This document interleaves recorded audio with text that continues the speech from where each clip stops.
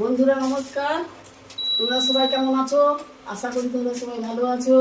আজ আমি তোমাদেরকে ফ্রাইড রাইস বানিয়ে দেখাবো। আমি কড়াইয়ে তেল গরম করতে দিয়েছি। এবার তেজপাতা দেব, রসুন কুচি, আদা কুচি, কাঁচা লঙ্কা কুচি, এটাকে একটু নাড়াচাড়া করবো। পেঁয়াজগুলো ছেড়ে দিচ্ছি। পেঁয়াজগুলো একটু লাল লাল করে ভেজে নেব।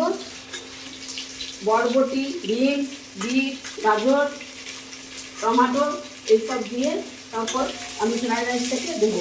তারপর নাড়াচাড়া করে নামিয়ে দেবো।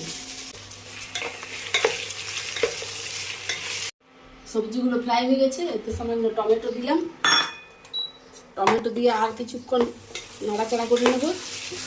নুন দিলাম, একটু সামান্য পরিমাণ হলুদ গুঁড়ো, একটু মশলা গুঁড়ো, একটু সামান্য পরিমাণ লঙ্কা গুঁড়ো ছড়িয়ে দিলাম। নাড়াচাড়া করে নেব। বন্ধুরা, এটা খুব সুন্দর সেন্ট আসছে, খেতে খুব ভালো লাগবে। এটা কিছুক্ষণ নাড়াচাড়া করে নিয়ে আমি ভাতটা ঢেলে দেবো। রাইস বানানো হয়ে গেছে।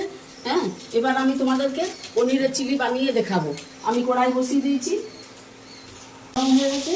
এবার আমি পনিরগুলো একটু হালকা লাল লাল করে ভেজে নেব। একটু হালকা লাল লাল করে পনিরটাকে ভেজে নিলাম। তেল গরম হয়ে গেছে। এবার পেঁয়াজ, কাঁচা লঙ্কা, আদা, রসুন সমস্ত মিক্স করলাম। আর এটাকে একটু নাড়াচাড়া করবো। এবার এতে পনিরগুলো ফেলে দিচ্ছি। পনিরগুলো বন্ধুরা আমি আগেই একটু ভেজে নিয়েছিলাম। রান্না কমপ্লিট। এতে একটু টমেটো সস দিয়ে দিলাম।